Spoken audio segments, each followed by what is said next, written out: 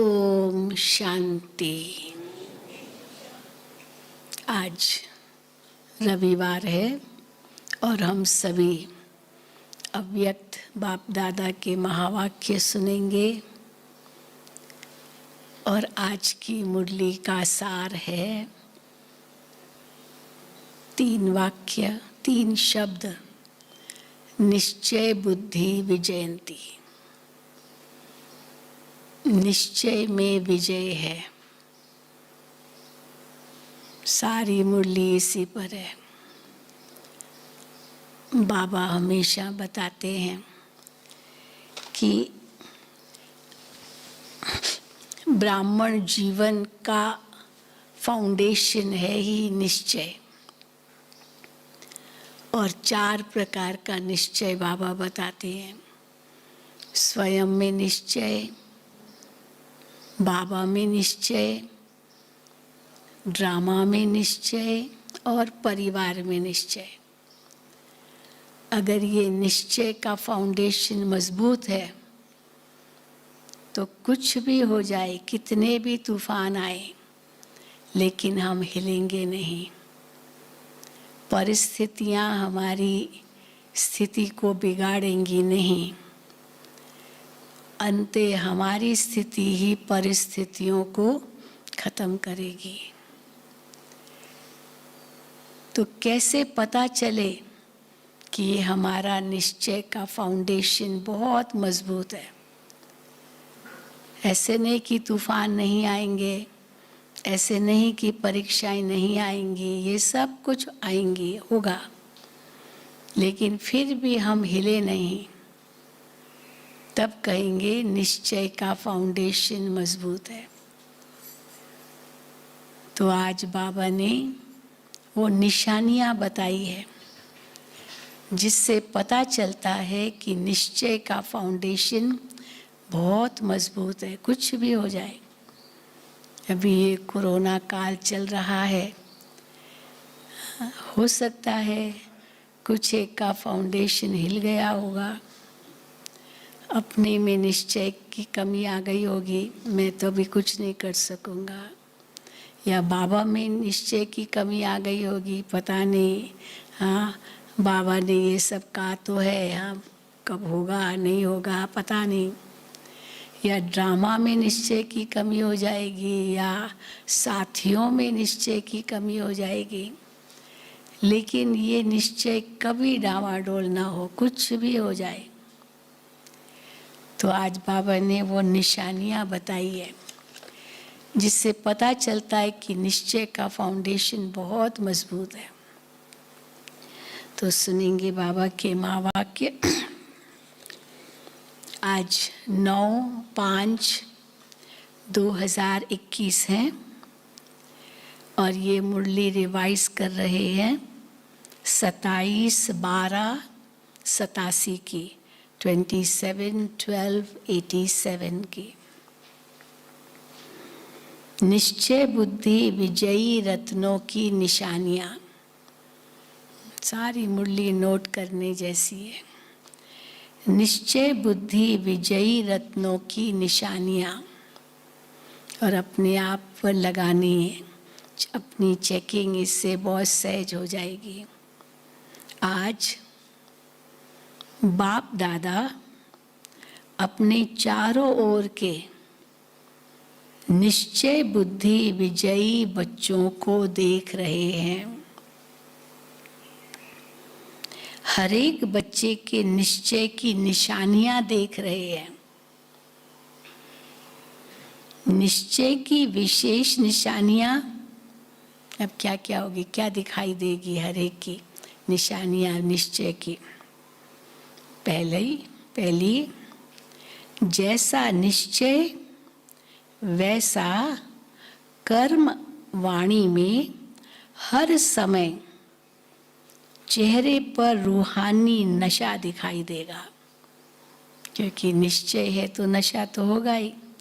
अंदर में निश्चय है और नशा है तो वो वाणी कर्म में भी वो नशा दिखाई देगा।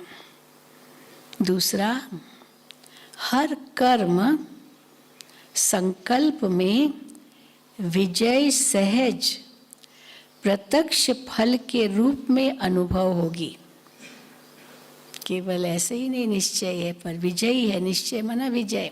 तो वो बाबा कहते हैं हर कर्म संकल्प में विजय सहज प्रत्यक्ष फल के रूप में अनुभव होगी, मेहनत के रूप में नहीं, लेकिन प्रत्यक्ष फल व अधिकार के रूप में विजय अनुभव होगी। तीसरा,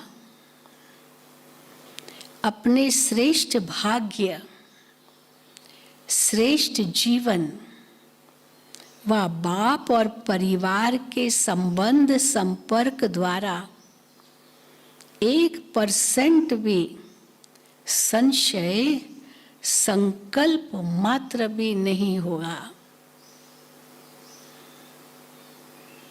चौथा, क्वेश्चन मार्क समाप्त। संशय माना एक प्रश्न ना, तो क्वेश्चन मार्क समाप्त। हर बात में बिंदु बन बिंदु लगाने वाले होंगे।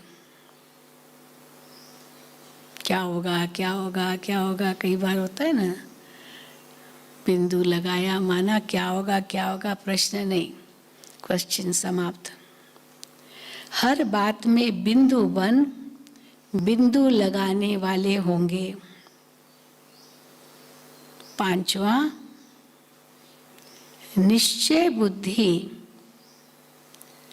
हर समय अपने को बेफिक्र बादशाह सहज स्वतः अनुभव करेंगे। बेफिक्र बादशाह, बाबा कहते हैं ना, परवाह थी जिसको पाने की वो मिल गया, तो बाकी क्या परवाह किसी की भी। तो बेफिक्र बादशाह सहज अनुभव करेंगे, अर्थात बार बार स्मृति लाने की मेहनत नहीं करनी पड़ेगी। मैं तो बेफिक्र बादशाह हूँ, तो होंगे ही, मैं तो विजयी हूँ, ये सोचने की भी बात नहीं होगी। बार बार स्मृति में लाने की मेहनत नहीं करनी पड़ेगी। मैं बादशाह हूँ ये कहने की मेहनत भी नहीं करनी पड़ेगी, लेकिन सदा स्थिति के श्रेष्ठ आसन व सिंहासन पर स्थित है ही। श्रेष्ठ स्थिति के सिंहासन पर सदा स्थित है ही। जैसे लौकिक जीवन में कोई भी परिस्थिति प्रमाण स्थिति बनती है, जो जैसी परिस्थिति आई वैसी स्थिति बन जाती है। खुशी की परिस्थिति है तो खुशी में, गम की परिस्थिति है तो दुखी हो गए, किसने कुछ कह दिया तो बस नाराज हो गए, तो परिस्थिति अनुसार स्थिति बनती है। तो जैसे लौकिक जीवन में कोई भी परिस्थिति प्रमाण स्थिति बनती है, चाहे दुख की चाहे सुख की, उस स्थिति की अनुभूति में स्वयं ही रहते हैं, बार बार मेहनत नहीं करते। उस अनुसार स्थिति में कोई मेहनत नहीं करते, वो अपने आप हो जाती है वो स्थिति। मैं सुखी हूँ व मैं दुखी हूँ ये सोचना नहीं पड़ता है, ये हो ही जाते हैं सुखी या दुखी। तो बेफिक्र बादशाह की स्थिति का भी अनुभव स्वतः सहज होता है। अज्ञानी जीवन में परिस्थितियों प्रमाण स्थिति बनती है, लेकिन शक्तिशाली अलौकिक ब्राह्मण जीवन में परिस्थिति प्रमाण स्थिति नहीं बनती, लेकिन बेफिक्र बादशाह की स्थिति व श्रेष्ठ स्थिति बाप दादा द्वारा प्राप्त हुई नॉलेज की लाइट और माइट द्वारा, याद की शक्ति द्वारा, जिसको कहेंगे ज्ञान और योग की शक्तियों का वर्षा बाप द्वारा मिलता है, तो उस अनुसार वो स्थिति का अनुभव होगा। तो ब्राह्मण जीवन में बाप के वर्षे द्वारा व सतगुरु के वरदान द्वारा व भाग्य विधाता द्वारा प्राप्त हुए श्रेष्ठ भाग्य द्वारा स्थिति प्राप्त होती है। तो परिस्थिति द्वारा नहीं, लेकिन किसके द्वारा होती है वो स्थिति? वो स्थिति ब्राह्मण जीवन में बाप के वर्षे द्वारा, सतगुरु के वरदान द्वारा व भाग्य विधाता द्वारा प्राप्त हुए श्रेष्ठ भाग्य द्वारा स्थिति प्राप्त होती है। ऐसे नहीं बाबा ने कहा तुम बहुत भाग्यशाली आत्मा हो और मैं कहूँ मैं कहाँ भाग्यशाली। अरे भगवान ने मुझे कहा है तुम भाग्यशाली हो, तो क्यों नहीं भाग्यशाली हो? वो नशा चढ़ जाए हाँ, तो मैं कहाँ हूँ, ऐसे थोड़ी संशय आएगा। तो बाबा कहते हैं अगर परिस्थिति के आधार पर स्थिति है तो शक्तिशाली कौन हुआ? जैसी परिस्थिति वैसी स्थिति, माना परिस्थिति शक्तिशाली हो गई। तो शक्तिशाली कौन हुआ अगर परिस्थिति के आधार पर स्थिति है? तो परिस्थिति पावरफुल हो जाएगी ना। और परिस्थिति के आधार पर स्थिति बनाने वाला, परिस्थिति तो बदलती रहती है, तो जो परिस्थिति के आधार पर स्थिति बनाने वाला कभी भी अचल अडोल नहीं रह सकता। अचल अडोल नहीं रहेगा, उसकी कदम कदम पर मूड बदलती रहेगी। हाँ, मूड बदलती है ना लोगों की। मूड क्यों बदलती है? क्योंकि परिस्थिति अनुसार स्थिति बनाई। और योगी के लिए क्या कहते हैं? सदा एक रस, एक ही स्थिति। परिस्थिति अनुसार स्थिति बदलती नहीं है, सदा स्थिर एक रस। तो बाबा कहते हैं जैसे अज्ञानी जीवन में अभी अभी देखो बहुत खुशी में नाच रहे हैं और अभी अभी देखो उल्टे सोए हुए हैं। कोई नाराज हो जाता है ना, या अंदर में गुस्सा आता है, तो गुस्सा व्यक्त करना मुश्किल है, बड़ों के आगे कैसे व्यक्त करें? तो फिर दूसरा रूप है गुस्से का, आंखों से आंसू। तो आंसू कैसे दिखाए? तो जाकर उल्टा लेट जाएंगे ताकि तकिया मुंह पर हो तो वो आंसू उस तकिए में बह जाए। हाँ, तो बाबा कहते हैं तो अभी अभी उल्टे सोए हुए हैं। तो अलौकिक जीवन में ऐसी हलचल वाली स्थिति नहीं होती।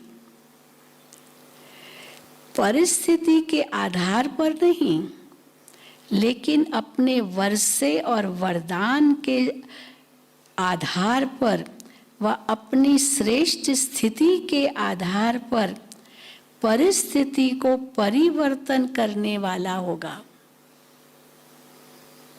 तो निश्चय बुद्धि इस कारण सदा बेफिक्र बादशाह है, क्योंकि फिक्र होता है कोई अप्राप्ति व कमी होने के कारण। कोई अप्राप्ति है या कोई कमी है तो चिंता लगेगी, कैसे मिले, कहाँ मिलेगा, कब मिलेगा। अगर सर्व प्राप्ति स्वरूप हैं, मास्टर सर्वशक्तिवान हैं, तो फिक्र किस बात का रहेगा? है ही नहीं कोई फिक्र। तो ये 5 बातें तो बाबा ने बताई। निश्चय बुद्धि हर समय अपने को बेफिक्र बादशाह। तो बेफिक्र बादशाह की कितनी सारी बातें बाबा ने कही। अभी छठा निश्चय, उसकी निशानी। निश्चय बुद्धि अर्थात सदा बाप पर बलिहार जाने वाला। एक बाबा दूसरा न कोई। बलिहार अर्थात सर्वंश समर्पित। मेरा कुछ भी नहीं, सब बाबा का। सर्वंश समर्पित, सर्व वंश सहित समर्पित। अब क्या होता है सर्ववंश? चाहे देह भान में लाने वाले विकारों का वंश, चाहे देह के संबंध का वंश, चाहे देह के निशानी पदार्थों की इच्छाओं का वंश, सर्व वंश में ये सब आ जाता है।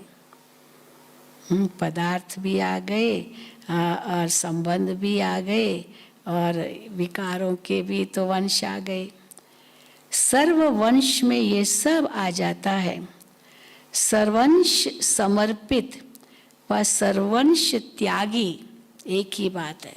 समर्पित है माना त्यागी है। समर्पित होना इसको नहीं कहा जाता है। किसको नहीं कहा जाता? कई समझते हैं यही समर्पित है। तो बाबा कहते हैं समर्पित होना इसको नहीं कहा जाता है कि मधुबन में बैठ गए, मैं तो समर्पित हो गया, मैं तो समर्पित हो गई, तो मधुबन में बैठ गए। वह सेवा केंद्र पर बैठ गए, मैं तो समर्पित हूँ। ये भी एक सीढ़ी है ज़रूर। हाँ, मधुबन में समर्पित होके रहना, सेंटर पर समर्पित होके रहना, ये भी एक सीढ़ी है। जो सेवा अर्थ अपने को अर्पण करते हैं। किस लिए समर्पित हुए? ताकि बाबा की सेवा कर सके ना। तो इसलिए सेवा अर्थ अपने को अर्पण करते हैं। लेकिन सर्वंश समर्पित ये सीढ़ी की मंजिल है, उसकी मंजिल है। एक सीढ़ी तो चढ़ गए, समर्पित हो गए, लेकिन मंजिल पर पहुंचने वाले निश्चय बुद्धि की निशानी है तीनों ही वंश सहित अर्पित। चाहे लौकिक संबंध है, चाहे लौकिक देह के पदार्थ है, चाहे कोई भी विकार के अंश है, उसमें भी समर्पित। तीनों ही वंश सहित समर्पित। तीनों ही बातें स्पष्ट जान गए ना। विकार के अंश, देह और देह के संबंधों के अंश, और तीसरा पदार्थों के अंश। तीनों ही बातें स्पष्ट जान गए ना। वंश तब समाप्त होता है। कैसे पता चलेगा ये तीनों ही वंश समाप्त हो गए हैं? ये तब पता चलता है, वंश तब समाप्त होता है जब स्वप्न व संकल्प में भी अंश मात्र नहीं, स्वप्न मात्र भी नहीं, संकल्प से भी ज्यादा सूक्ष्म स्वप्न है। कई बार स्वप्न संकल्प में तो हम कंट्रोल कर लेंगे, बस स्वप्न तो कंट्रोल में नहीं होते। इसलिए स्वप्न मात्र व संकल्प में भी अंश मात्र नहीं। अगर अंश है तो फिर क्या होगा? अंश है तो क्या होगा? तो वंश पैदा हो ही जाएगा। इसलिए सर्वंश त्यागी की परिभाषा अति गुह्य है। किसको कहेंगे सर्वंश त्यागी? ये भी कभी सुनाएंगे। बाबा ने आगे मुरली इसकी सुनाई है, सर्वंश त्यागी की भी, ये भी कभी सुनाएंगे। अभी 6 बातें हो गई, अभी 7वीं बात। निश्चय बुद्धि सदा बेफिक्र निश्चिंत होगा। निश्चय माना वो निश्चिंत होगा। क्यों? क्योंकि विजय निश्चित है, तो काय की चिंता। तो निश्चय बुद्धि सदा बेफिक्र निश्चिंत होगा। हर बात में विजय प्राप्त होने के नशे में निश्चित अनुभव करेगा कि हर बात में विजय तो होनी है, तो हर बात में विजय प्राप्त होने के नशे में निश्चित अनुभव करेगा। निश्चिंत अनुभव करेगा, तो ये भी हो सकता।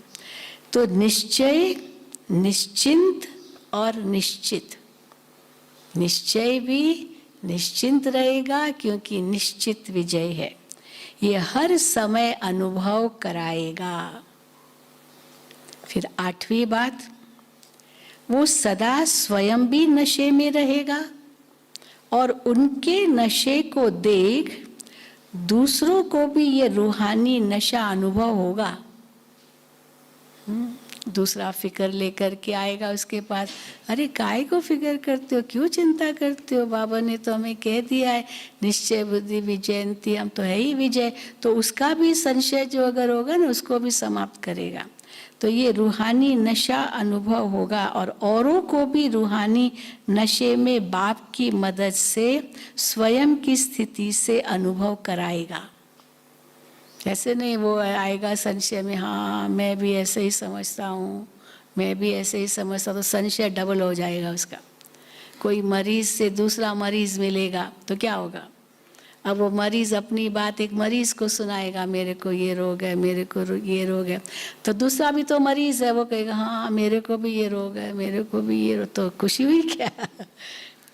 कई बार समझते, कई कहते नहीं खुशी होगी, क्यों? क्योंकि मेरा रोग तो इनसे फिर भी कम है, इनका तो और ही ज़्यादा है, तो कम से कम आदत होगी, मेरा तो कम है। लेकिन मरीज को थोड़ी बताना होता है, डॉक्टर को बताना है ना, जो आपकी बीमारी का इलाज करेगा। मरीज को बताने से क्या होगा? और आजकल तो बहुत ऐसे हैं, हर एक समझता है मैं डॉक्टर हूँ, अपनी अपनी दवाई देगा, ये करो वो करो वो करो। हाँ, एक मिसाल बताते, एक विदेशी भारत में आया और उसको कोई फ्लू हो गया, कुछ हो गया, जुकाम खांसी हो गया। अब हर एक से मिले, हर एक कुछ न कुछ कहे, ये करो वो करो वो करो वो करो, और थोड़ा मानसिक चिंता भी हो गई। तो मानसिक चिंता हुई तो उसके लिए भी लोग कहने लगे, अरे क्यों चिंता करते हो, क्यों करते हो? तो आखिर उसने क्या निर्णय लिया कि भारत में हर एक डॉक्टर है और हर एक साइकेट्रिस्ट है। हर एक साइकेट्रिस्ट है, साइकोलॉजिस्ट है। नहीं तो साइकेट्रिस्ट के पास जाएंगे, साइकोलॉजिस्ट के पास जाएंगे, डॉक्टर के पास जाएंगे, लेकिन हर एक कोई ना कोई बड़ाई बता ही देता है। तो इसलिए हर एक डॉक्टर भी और हर एक साइकोलॉजिस्ट है, मनोचिकित्सक है। तो बाबा कहते हैं, हाँ, तो औरों को भी रूहानी नशे में बाप की मदद में स्वयं की स्थिति से अनुभव कराएगा। निश्चय बुद्धि की व रूहानी नशे में रहने वाले के जीवन की विशेषताएं क्या होगी? अभी तो ये निशानियां बताई 8, अब उसकी विशेषताएं क्या होगी? पहली बात, जितना ही श्रेष्ठ नशा उतना ही निमित्त भाव, मैं निमित्त हूँ, निमित्त भाव हर जीवन के चरित्र में होगा। अभिमान बिल्कुल नहीं होगा, निमित्त हूँ। निमित्त भाव की विशेषता के कारण निर्माण बुद्धि होगी, निर्माण होगा, वो नम्र होगा। बुद्धि पर ध्यान देना, जितनी निर्माण बुद्धि होगी उतना निर्माण करता रहेगा। निर्माण बुद्धि होगी तो निर्माण करता रहेगा, और निर्माण बुद्धि ये निश्चय बुद्धि की परख है। जितनी निर्माण बुद्धि होगी उतना निर्माण करता रहेगा। नव निर्माण कहते हो ना, विश्व नव निर्माण, तो नव निर्माण करता रहेगा। तो नव निर्माण करने वाली बुद्धि होगी तो निमित्त भी होंगे, नव निर्माण भी करेंगे। जहाँ ये विशेषताएं हैं उसको ही कहा जाता है निश्चय बुद्धि विजयंती। हाँ, निश्चय बुद्धि विजयी। तो निमित्त, निर्माण और निर्माण। दादी प्रकाश मणि जी के लिए क्या लिखा है? निमित्त, निर्माण और निर्मल, है ना, ऐसे ना 3 शब्द। तो निमित्त, निर्माण, निर्माण। निश्चय बुद्धि की भाषा क्या होगी? अच्छा, एक तो उसकी विशेषता क्या होगी? निमित्त अपने को समझेगा, निर्माण होगा और निर्माण का कार्य करेगा। अब उसकी भाषा क्या होगी? निश्चय बुद्धि की भाषा में सदा, किसने कहा होगा कि मधुरता? तो बाबा कहते हैं निश्चय बुद्धि की भाषा में सदा मधुरता तो कॉमन बात है, मधुरता कोई बड़ी बात नहीं है, मधुरता तो होगी, लेकिन उदारता होगी।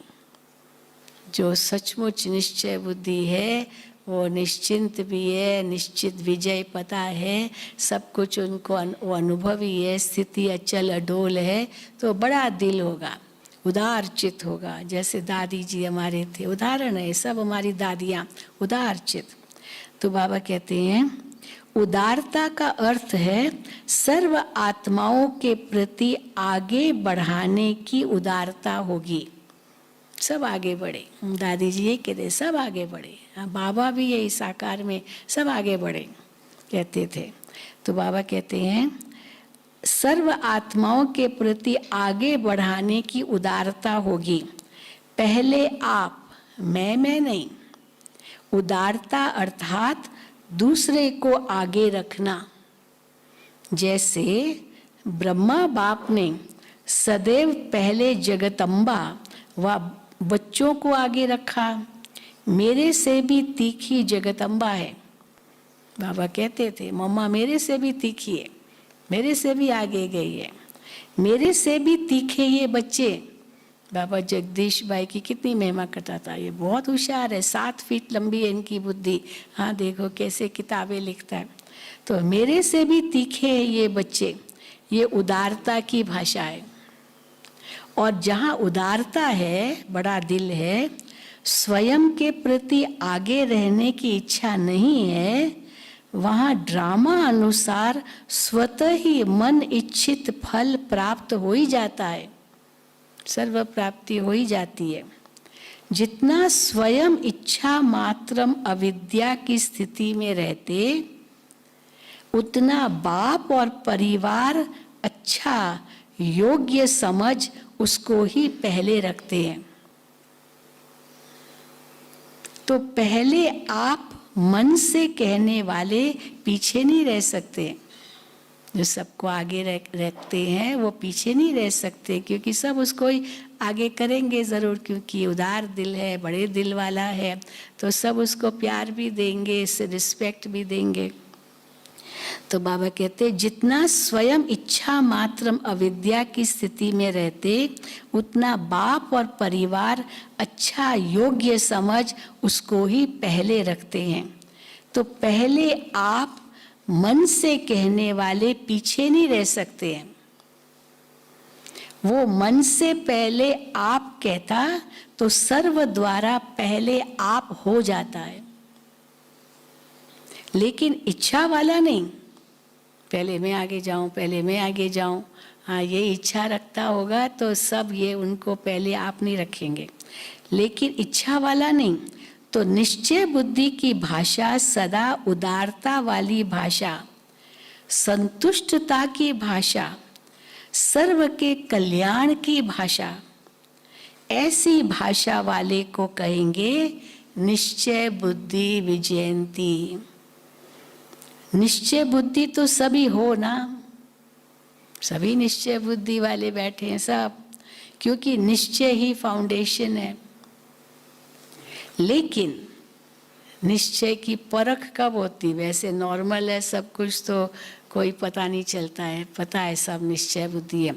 लेकिन जब परिस्थितियों का, माया का, संस्कारों का, भिन्न भिन्न स्वभावों का तूफान आता है, तब मालूम पड़ता है, तब मालूम पड़ता है निश्चय का फाउंडेशन कितना मजबूत है। मरना तेरी गली में, जीना तेरी गली में, हाँ मिट जाएगी दुनिया इस गली में, ये है निश्चय का फाउंडेशन। तो बाबा कहते हैं निश्चय का फाउंडेशन कितना मजबूत है तब मालूम पड़ता है। जैसे इस पुरानी दुनिया में, बाबा ने बहुत अच्छा उदाहरण दिया है, जैसे इस पुरानी दुनिया में भिन्न भिन्न प्रकार के तूफान आते हैं ना, आंधी तूफान कितना आता है, प्रकृति बहुत हिलती है, हिलाती है। तो भिन्न भिन्न प्रकार के तूफान आते हैं ना, कभी वायु का तूफान, कभी समुद्र का साइक्लोन आता है, कभी आंधी आती है। ऐसे यहाँ भी भिन्न भिन्न प्रकार के तूफान आते हैं। तूफान क्या करता है? जब तूफान आता है, बहुत हवा चलती है, बहुत आंधी तूफान चलता है, तो क्या होता है? हाँ सब चीज़ें उड़ती है ना। तो बाबा बाबा कहते तूफान क्या करता है? पहले उड़ाता है, हवा में ले जाएगा, फिर फेंकता है। तो जैसे हवा थोड़ी उसकी शक्ति कम हुई तो फाट से नीचे फेंकेगा, जोरी की ओर उड़ाता जाएगा, फेंकेगा नीचे। तो पहले उड़ाता है फिर फेंकता है। तो ये तूफान भी, जो ये तूफान जो बता, परिस्थितियाँ, माया, संस्कार आदि आदि भिन्न भिन्न स्वभाव, तो ये तूफान भी पहले तो अपनी तरफ मौज में उड़ाते हैं। अभिमान होता है ना, क्या करेगा मेरा, क्या करेगा मेरा, हाँ तूफान उड़ाते हैं। तो ये माया का नशा है, ये कोई बाबा का नशा नहीं है, माया का है। तो ये तूफान भी पहले तो अपनी तरफ मौज में उड़ाते हैं, अल्पकाल के नशे में ऊंचे ले जाते हैं, क्योंकि माया भी जान गई है कि बिना प्राप्ति यह मेरी तरफ होने वाले नहीं है। कुछ इनको प्राप्ति का मजा चखाओ तो वो उनको बड़ा नशा चढ़ेगा, अरे मेरे जैसा कौन, मेरे अंदर ये कला है, मेरे अंदर ये विशेषता है, मेरे अंदर ये गुण है, वो दिखाएगा। तो इसीलिए बिना प्राप्ति ये मेरी तरफ होने वाला नहीं है, माया को पता है। तो पहले आर्टिफिशियल प्राप्ति में ऊपर उड़ाती है माया, फिर नीचे गिरती कला में ले आती है। अब वो उल्टा नशा दिखाया तो उल्टी ताकत दिखाई, अब उल्टी ताकत दिखाई तो ताकत अंदर की खत्म हो गई। अब अंदर खत्म हो गई ताकत तो फिर तो परिस्थिति के वश हो ही जाएगा। फिर नीचे गिरती कला में ले आती है माया। बहुत चतुर है, बहुत चतुर है। तो निश्चय बुद्धि की नजर कैसी होगी? वो त्रिनेत्री होगी। तीसरे नेत्र से तीनों कालों को देख लेते हैं। क्या भविष्य होगा अगर मैं ऐसे उल्टा अभिमान दिखाया तो क्या नशा हो, क्या उल्टा नतीजा होगा ये पहले से परख लेती है। तीसरे नेत्र से तीनों कालों को देख लेते हैं, इसलिए कभी धोखा नहीं खा सकते। वो धोखा नहीं खाएंगे। चलो कोई सामने आया उस समय झुक जाएंगे, इसमें क्या है। ये नहीं कि तुम शेर हो तो मैं सवा शेर हो तो लड़ना चालू कर देंगे, नहीं। तो इसलिए कभी धोखा नहीं खा सकते। तो निश्चय की परख तूफान के समय होती है। जैसे तूफान बड़े बड़े पुराने वृक्ष के फाउंडेशन को उखाड़ लेते हैं, तो ये माया के तूफान भी निश्चय के फाउंडेशन को उखाड़ने की कोशिश करते हैं। फिर ऐसे निराश हो जाएंगे जो बात मत पूछो, मैं नहीं रह सकता, मैं नहीं कर सकता, फिर ऐसे हो जाएंगे। तो फाउंडेशन को उखाड़ने की कोशिश करते हैं, लेकिन रिजल्ट में उखड़ते कम है, क्योंकि निश्चय फिर भी मजबूत है ना। तो उखड़ते कम है, हिलते ज़्यादा है। हिल गए एकदम, स्थिति खत्म हो गई। हिलने से भी फाउंडेशन तो कच्चा हो जाता है। भले हिला, इमारत गिरी नहीं, भूकंप आया, इमारत गिरी नहीं, लेकिन फाउंडेशन तो कमजोर हो जाता है।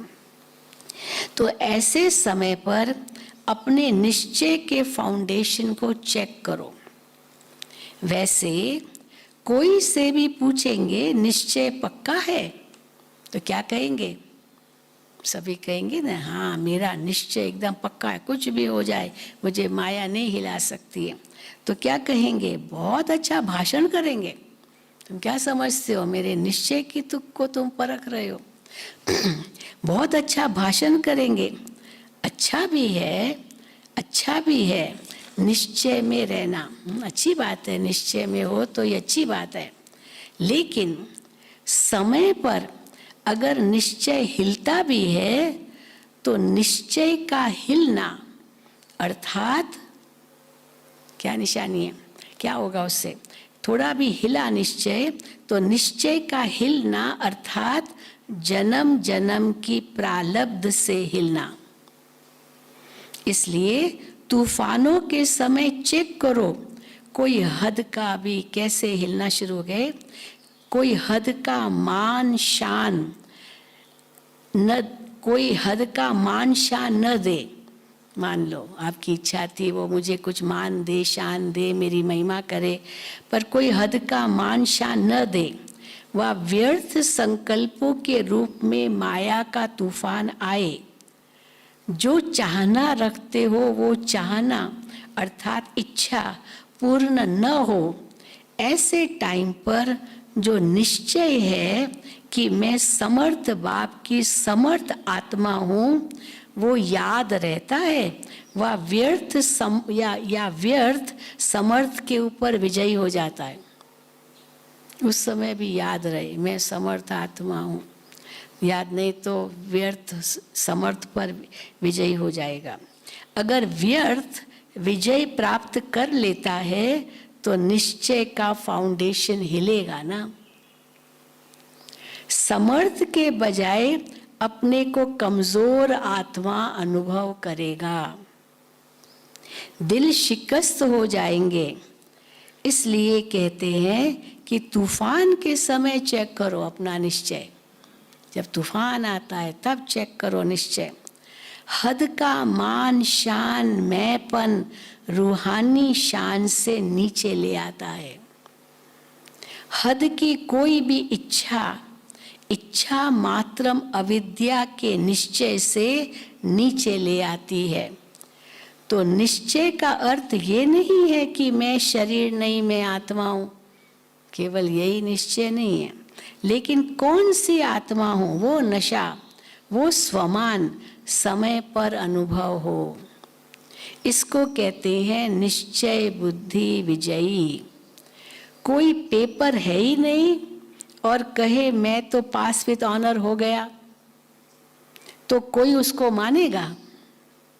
सर्टिफिकेट चाहिए ना। कितना भी कोई पास हो जाए, डिग्री भी ले लेवे, लेकिन जब तक सर्टिफिकेट हाथ में नहीं मिला है तो वैल्यू नहीं होती उस डिग्री की। सर्टिफिकेट चाहिए। पेपर के समय पेपर दे, पास हो, सर्टिफिकेट ले। उस समय पेपर के समय क्या सर्टिफिकेट किससे ले? बाप से सर्टिफिकेट। बाबा कहेगा हाँ ये विजयी है। परिवार से सर्टिफिकेट, तब उसको कहेंगे निश्चय बुद्धि विजयी। समझा? तो फाउंडेशन को भी चेक करते रहो। निश्चय बुद्धि की विशेषता सुनी ना? जैसा समय वैसे रूहानी नशा जीवन में दिखाई दे। सिर्फ अपना मन खुश न हो, लेकिन लोग भी खुश हो। हाँ मैं तो हूँ ही निश्चय बुद्धि, ये तो अपने मन को खुश किया, लेकिन लोग भी खुश हो और पता चले कि हाँ ये किस भी परिस्थिति में हिला नहीं, मतलब ये निश्चय बुद्धि है। सिर्फ अपना मन खुश हो न हो, लेकिन लोग भी खुश हो, सभी अनुभव करे कि हाँ ये नशे में रहने वाली आत्मा है। सिर्फ मन पसंद नहीं, लेकिन लोग पसंद और बाप पसंद। इसको कहते हैं विजयी। अच्छा, मुरली इतनी है। सर्व निश्चय बुद्धि विजयी रत्नों को, सर्व निश्चिंत बेफिक्र बच्चों को, सर्व निश्चित विजय के नशे में रहने वाले रूहानी आत्माओं को, सर्व तूफानों को पार कर तोहफा अनुभव करने वाले विशेष आत्माओं को, सदा अचल अडोल एक रस स्थिति में स्थित रहने वाले निश्चय बुद्धि बच्चों को बाप दादा का याद प्यार और गुड मॉर्निंग और नमस्ते। और हम रूहानी बच्चों की रूहानी बाप दादा को याद प्यार, गुड मॉर्निंग और नमस्ते। अब ये विदेशी भाई बहनों से बाबा की मुलाकात है। बहुत विदेशी आ गए थे क्योंकि क्रिसमस पर बताया ना पिछली मुरली, तो अब ये 27 की मुरली है, तो विदेशी तो बहुत थे, लेकिन ये सबके लिए है, ऐसे नहीं केवल विदेशियों के लिए, सबके लिए। विदेशी भाई बहनों से बाप दादा की मुलाकात। अपने को समीप रत्न अनुभव करते हो? समीप रत्न की निशानी क्या है? वो सदा सहज और स्वतः ज्ञानी तो आत्मा, योगी तो आत्मा, गुण मूर्त और सेवाधारी अनुभव करेगा। चारों ही विषय। वो सदा सहज और स्वतः ज्ञानी तो आत्मा, योगी तो आत्मा, गुण मूर्त सेवाधारी अनुभव करेगा। समीप रत्न के हर कदम में ये चार ही विशेषताएं सहज अनुभव होगी। चारों ही विषय के में वो शक्तिशाली होगा। ये विशेषताएं अनुभव होगी समीप रत्न के। एक भी कम नहीं होगी। ज्ञान में कम हो, योग में तेज हो या दिव्य गुणों की धारणा में कमजोर हो, वो सब में सदा ही सहज अनुभव करेगा। ये कमज़ोर नहीं होगा चारों में से एक, लेकिन सब में सदा सहज अनुभव करेगा। समीप रत्न किसी भी बात में मेहनत नहीं अनुभव करेगा, लेकिन सहज सफलता अनुभव करेंगे, क्योंकि बाप दादा बच्चों को संगम युग पर मेहनत से छुड़ाते हैं। 63 जन्म मेहनत की है ना, चाहे शरीर की मेहनत की, चाहे मन की मेहनत की। बाप को प्राप्त करने के लिए भिन्न भिन्न साधन अपनाते रहे, तो ये मन की मेहनत की।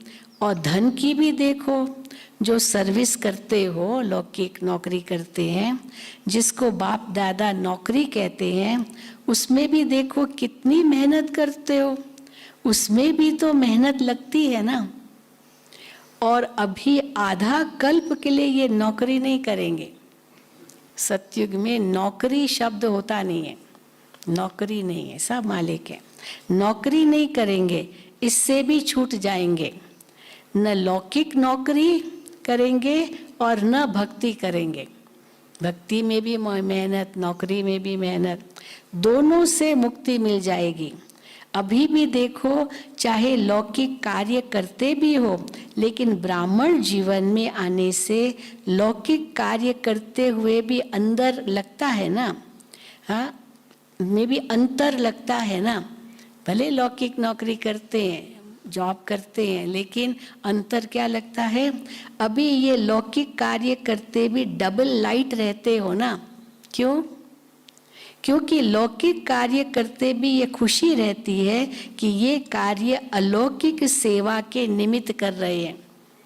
कई विदेशी भाई बहनें कहते हैं हमको नौकरी नहीं करनी, मुझे बाबा की सेवा कर दी। बाबा मना करते, दादी बिल्कुल मना करती थी, नहीं लौकिक नौकरी भी करनी है, क्योंकि कम से कम पॉकेट मनी तो अपना बचाओ, वो तो अपने लिए खर्च करो, वो यज्ञ से क्यों लो, वो क्यों आप सेंटर की कमाई से लो। अपने मन की तो इच्छा, लौकिक कार्य अलौकिक सेवा के निमित्त कर रहे हो, श्रीमत अनुसार कर रहे हो, अपने मन की तो इच्छा ही नहीं है। बाबा ने कहा है, दादी ने कहा, इसीलिए करते हैं। तो जहाँ इच्छा होती है वहाँ मेहनत लगती है। अपने लिए इच्छा तो मेहनत लगती है। अभी निमित्त मात्र करते हो, क्योंकि मालूम है कि तन मन धन तीनों लगाने से एक का पदम गुना अविनाशी बैंक में जमा हो रहा है। फिर जमा किया हुआ खाते रहना। पुरुषार्थ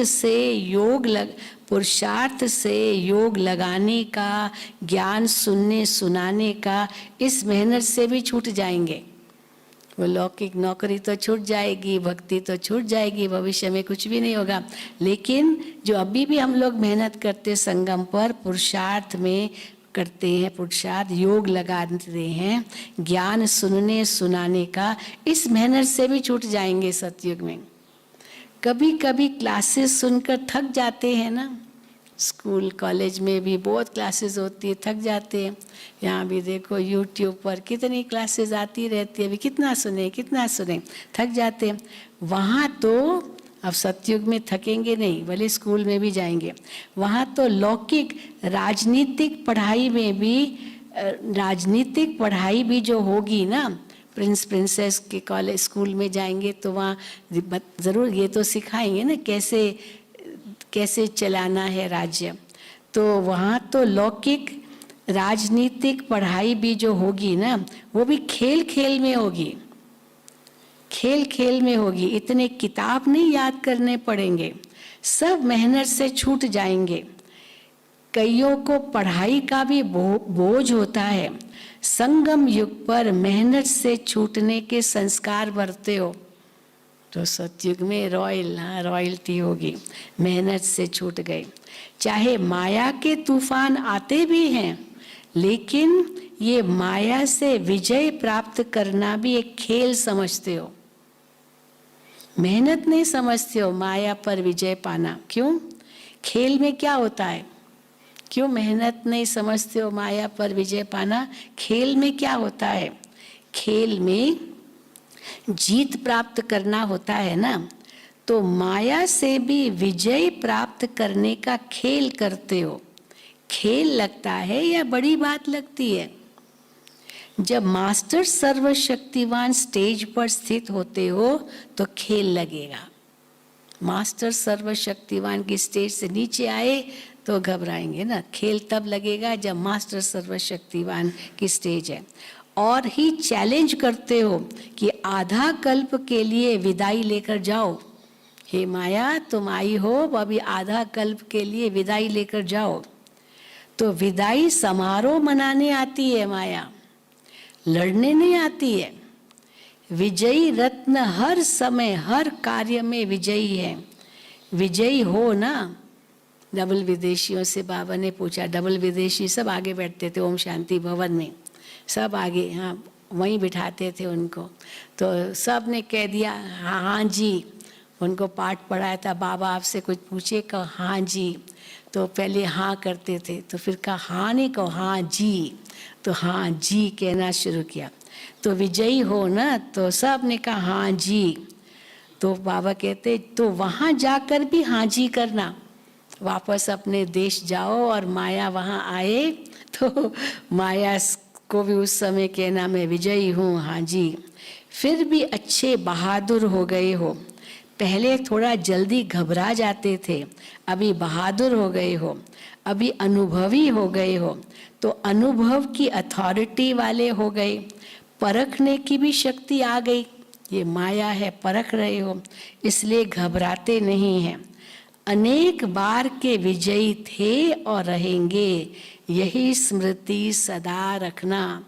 अनेक बार के विजयी थे, हैं और रहेंगे, ये स्मृति सदा रखना। अच्छा, अभी दादी जानकी जी उन्हीं दिनों में बॉम्बे गई थी, मुंबई गई होगी कोई सेवार्थ या कोई कारण से, तो वापस लौटी है मधुबन मुंबई से। तो विदाई के समय दादियों से बाबा मिल रहे हैं, तो दादी जानकी मुंबई से 3-4 दिन का चक्र लगाकर आई है। तो बाबा देखो दादी जानकी को कितनी सुंदर ब्लेसिंग देते हैं। अभी से ही चक्रवर्ती बन गई, चक्रवर्ती, सारी दुनिया तो घूमी थी, अभी से ही चक्रवर्ती बन गई। अच्छा है, यहाँ भी सेवा है, वहाँ भी सेवा की, यहाँ रहते भी सेवा करते और जहाँ जाते वहाँ भी सेवा हो जाती। सेवा का ठेका बहुत बड़ा लिया है, बड़े ठेकेदार हो ना। छोटे छोटे ठेकेदार तो बहुत है, लेकिन बड़े ठेकेदार को बड़ा काम करना पड़ता है।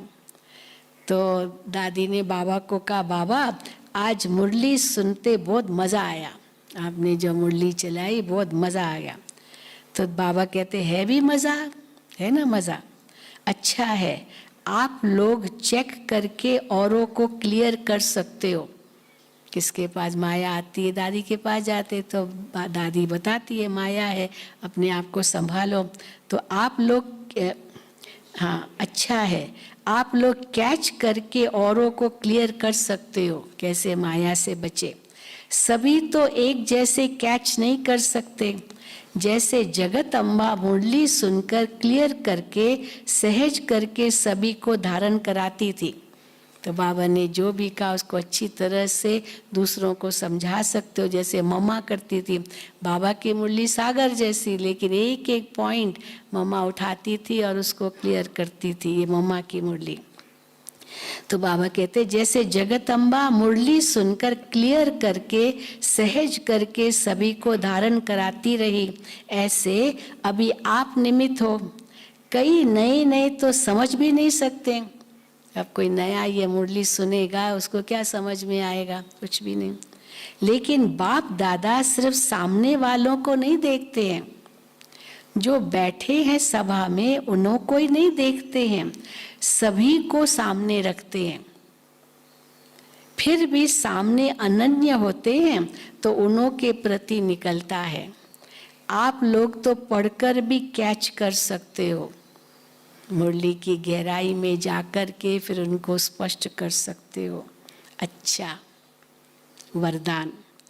व्यर्थ की लीकेज को समाप्त कर समर्थ बनने वाले कम खर्च बाला नशीन भव। व्यर्थ की लीकेज, को समाप्त कर समर्थ बनने वाले कम खर्च बाला नशीन भव। संगम युग पर बाप दादा द्वारा जो भी खजाने मिले हैं उन सर्व खजानों को व्यर्थ जाने से बचाओ। कितने खजाने हैं, है ना, बहुत खजाने, ज्ञान गुण शक्तियाँ तो है, समय श्वास संकल्प, ये भी सब खजाने हैं। तो व्यर्थ जाने से बचाओ तो कम खर्च बाला नशीन बन जाएंगे।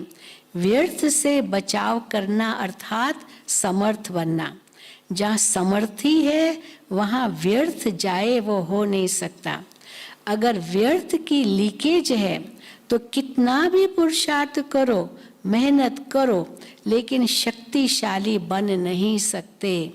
इसलिए लीकेज को चेक कर समाप्त करो तो व्यर्थ से समर्थ हो जाएंगे। स्लोगन, प्रवृत्ति में रहते संपूर्ण पवित्र रहना, यही योगी व ज्ञानी तो आत्मा की चैलेंज है। प्रवृत्ति में रहते संपूर्ण पवित्र रहना, यही योगी व ज्ञानी तो आत्मा की चैलेंज है, चुनौती है। अच्छा, ओम शांति, ओम शांति, ओम शांति। अच्छा,